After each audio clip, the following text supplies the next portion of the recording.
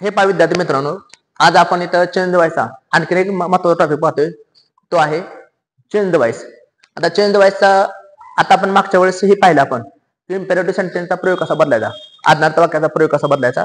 आता या ठिकाणी आपण जर कर्म एक असेल वाक्यामध्ये आणि सरळ प्लेन सेंटेन्स असेल तर त्या वाक्याचं चेंज व्हायस कसं करायचं हे आपण या ठिकाणी पाहतोय. आता एक एक्झाम्पल म्हणून मी तुमच्या समोर मी देत आहे, ते एक्झाम्पल तुम्हाला एकदा समजलं का तुम्ही अशा प्रकारचे कित्येक वाक्य तुम्ही सोडू शकताय. फॉर एक्झाम्पल असे एक वाक्य पहा. For example Anil pledge kho kho. असे एक्झाम्पल आहे पहा. अनिल प्लेज खो खो. अनिल हा खो खो खेळतो. आता ह्या वाक्यात आपल्याला चेंज व्हायस करायचा आहे. आता हे वाक्य ऍक्टिव्ह व्हायचं का पॅसिव्ह व्हायचं आहे? ऍक्टिव्ह व्हायचं आहे. कारण ऍक्टिव्ह वाक्य कसं नको कळलं आपल्याला. अनिल वाक्यामध्ये सब्जेक्ट आहे, प्लेज ह्या वाक्यामध्ये वर्ब आहे आणि खो खो खो खो या वाक्यामध्ये ऑब्जेक्ट आहे. म्हणजे काय, अनिल खो खो खेळतो आणि पॅसिव्ह व्हायस कसं होणार आहे, खो खो खेळला जात आहे अनिल कडून. म्हणजे ऍक्टिव्ह व्हायस मध्ये फोकस अनिलवर आहे, पॅसिव्ह व्हायस मध्ये फोकस खो खोवर असणार आहे. मग सुरुवातीला ऑब्जेक्ट काय लिहिणार तुम्ही, खो खो खो खो. आता प्लेज आहे, जर क्रियापदाला येस किंवा एस प्रत्यय असेल तर तो साधा वर्तमान काळ असतो, थर्ड पर्सन सिंग्युलर. मग त्या ठिकाणी वर्तमान काळ टू बी रूप घ्यायचं, एम इज आर. भूतकाळ असेल तर भूतकाळ टू बी रूप वाज वेअर. मग आता खो खो असल्यामुळे वर्तमान काळ घेतलं आपण, इज घेतलं. खो खो इज. प्लेज तिसरं रूप काय लिहिणार तुम्ही, played. Kho kho is played कोणाकडून, बाय अनिल. बाय अनिल.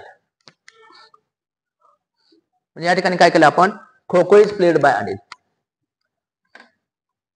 नंतर बाय नंतर आपण काय करायचं, कर्ते जर द्वितीय असेल तर द्वितीय लिहायचे. आता इथं कर्ता आहे, नाम आहे म्हणून नाम लिहिलं आपण. कर्ताचे द्वितीय कधी लिहायचे, उदाहरणार्थ आय असेल तर काय लिहायची, मी लिहायचे. वी असेल तर काय लिहायचं, अस लिहायचं. यू असेल तर यू लिहायचं. ही असेल तर हिम लिहायचं. शी असेल तर हर लिहितो. इट असेल इट लिहितो. आणि दे असेल तर काय लिहितो आपण इथे, देम लिहितो. तर अशा आपण कर्त्याच्या द्वितीय द्यायच्या, अशा आपण कर्त्याच्या द्वितीय देऊ शकतो. आता 2 नंबरचे एक्झाम्पल बघा, तुम्ही आता हे सोडू शकताय. आता बघा असं एखादं या एक्झाम्पल आहे बघा.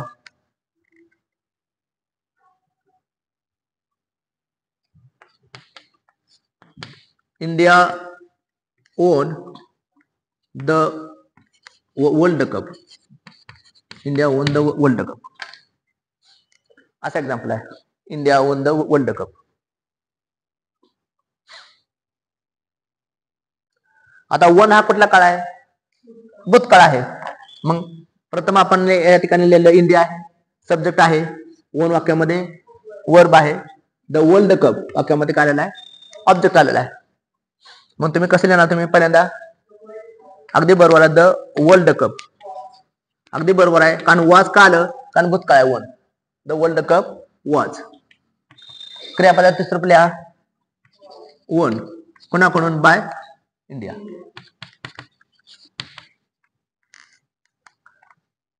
तर अशा रीतीने आपण चेंज व्हायस करतो.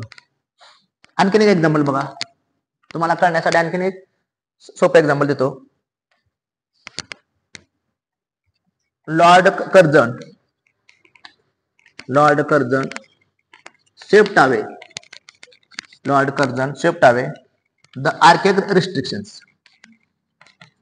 द आर्केड रिस्ट्रिक्शन्स. म्हणजे लॉर्ड कर्जनने जुन्या परंपरा मोडीत काढल्या, असा वाक्याचा अर्थ आहे. Lord Curzon swept away the आर्केड रिस्ट्रिक्शन्स. एखादं वाक्य मोठं असलं किंवा लांब असलं तर त्यामध्ये आपण थोडासा बदल करू शकतो. Lord Curzon swept away the आर्केड रिस्ट्रिक्शन्स. आर्केड रिस्ट्रिक्शनचा अर्थ जुन्या परंपरा वगैरे. बघा वाक्यात आपल्याला ऑब्जेक्ट आपल्याला शोधता आले पाहिजे. बघा वाक्यामध्ये लॉर्ड कर्जन वाक्यामध्ये काय आलेला आहे, सब्जेक्ट आलेला आहे. आता स्वेप्ट अवे वाक्यात काय आलेला आहे, वर्ब आलेला आहे. आणि द आर्केड रिस्ट्रिक्शन वाक्यात काय आलेला आहे, ऑब्जेक्ट आलेला आहे. अगोदर आपण काय लिहायचं आहे, ऑब्जेक्ट लिहायचा. काय येणार आहे, द आर्केड रिस्ट्रिक्शन्स. द आर्केड रिस्ट्रिक्शन्स. अगदी बरोबर. आता आर्केड रिस्ट्रिक्शन्स आहे, येस प्रत्यय आहे आणि काय प्लुरल आहे, म्हणून आपण काय लिहायचं, वेअर लिहायचं, प्लुरल वॉचच्या ऐवजी वेअर लिहा, वेअर. दारके restrictions wear. पण सेफ्टच्या वेळेस काय करा, सेफ्ट हवे. कोणाकडून? By Lord Curzon, by Lord Curzon.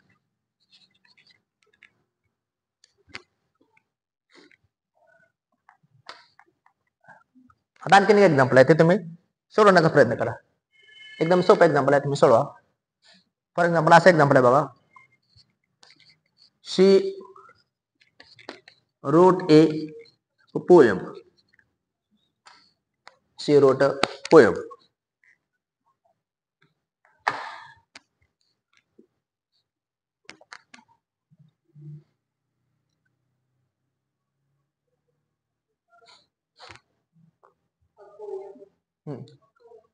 अगदी बरोबर आहे बघा. ह्या ठिकाणी शी वाक्यात सब्जेक्ट आलेला आहे, रोट वर्ब आलेला आहे, पोएम ऑब्जेक्ट आलेला आहे. अगोदर आपल्याला काय घ्यायचं आहे?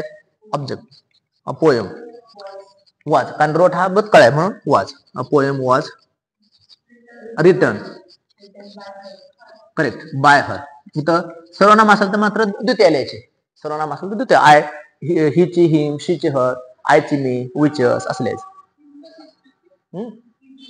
हा, आता हीज हे काय आहे? हीज हे पॉझिटिव्ह फॉर्म आहे. पॉझिटिव्ह हीची द्वितीय हिम असते आणि त्याचे पॉझिटिव्ह फॉर्म असतो तो हीज असतं. जसं I, me, my, mine, we, us, our, ours, you, your, yours. She किंवा ही, हिम, हिज, हर, शी, हर, हर आणि हर्स, अशा प्रकारे. हेच आपण काय करतो? त्याचं सांगण्यासाठी, त्याचं, हिज बुक, कोणाचं बुक? त्याचं बुक. पॉझिटिव्ह केस सांगण्यासाठी वापरतो. षष्टी, जसं मराठीमध्ये नाही का प्रते, प्रथमा, प्रते नाही, प्रते नाही. द्वितीया, सलाते, सलानाते. तृतीया, नेशी, निहिशे. चतुर्थी, सलाते, परत सलानाते. पंचमी, ऊन, होऊन, ऊन, होऊन. षष्टी, चाचेचे, चेचाचे. सप्तमी, तैया, तैया. संबोधन डॅश असा अर्थ. मग हे करण्यासाठी आपण चाचेचे, कळलं तुम्हाला? तेवढा सोपा पाठ आहे बघा. आता पुढचं एक्झाम्पल आहे, ते तुम्ही सोडवा. तुम्ही कसं सोडवताय बघा. नेक्स्ट एक्झाम्पल आहे पहा. आता हे या ठिकाणी जर तुम्हाला असं एक्झाम्पल मी जर तुमच्या समोर दिलं तर तुम्ही लगेच पटकन मला एक्झाम्पल सोडून दाखवू शकताय बघा. फॉर एक्झाम्पल असं एक्झाम्पल आहे बघा, आर्ची ड्राइव्स ए बुलेट. का राइड्स म्हणलं तर चालेल. Archie rides a bullet, Archie drives a bullet.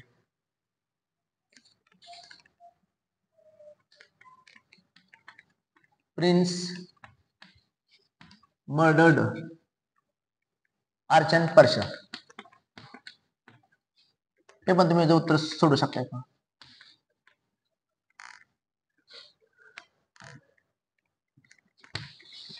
चालू काळामध्ये सुद्धा आपल्याला वाक्य काय पाहिजे? वाक्य एखादं चालू असेल तर चालू काळामध्ये वाक्य कसं करायचं बघा. They were sowing seeds. They were sowing seeds. घेतले बरोबर, पुस्तक घेतले. They were sowing seeds.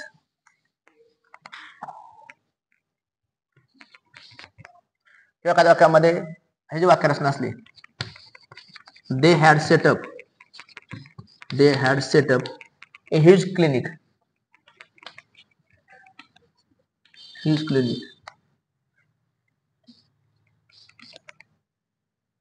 और Hari can help you.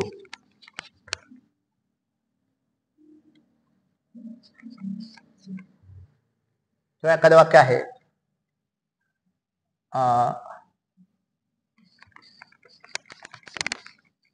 Sarika will call मी. आता थोडस वेगळं वाक्य आहे, सर्वांप्रमाणे त्या वाक्यामध्ये चेंजेस होत असतात. बघा आपण.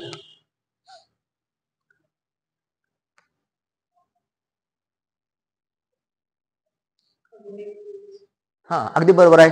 Bullet is driven by Archie. अगदी बरोबर आहे, कारण या ठिकाणी आर्ची हे वाक्यात सब्जेक्ट आहे, करता आहे. ड्राईव्ह वर्ब आहे आणि बुलेट वाक्यात ऑब्जेक्ट आहे. मग अगोदर काय लिहायचं आपल्याला इथं बुलेट. अगदी बरोबर आहे बुलेट. नंतर ड्राईव्ह म्हणजे इज आहे. टू बी सूप इज लिहा वर्तमान काळ असताना बुलेट इज. ड्राईव्ह ते सूप काय लिहिणार तुम्ही ड्रायव्हन.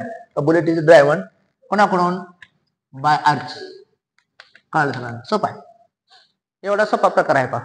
आता प्रिन्स मर्डर अर्जंट पर्शा. मागच्या व्हिडिओमध्ये मी तुम्हाला दाखवले किल मर्डर असॅसिनेट ह्याच्यामध्ये काय फरक आहे हे मी तुम्हाला लिहून दिले. स्ले वगैरे नाही का सगळ्या शब्दामध्ये फरक आहे. आता प्रिन्स म्हणजे सब्जेक्ट आहे. प्रिन्स मर्डर म्हणजे खून केला कोणाचा अर्जंट पर्शाचा ऑब्जेक्ट आहे.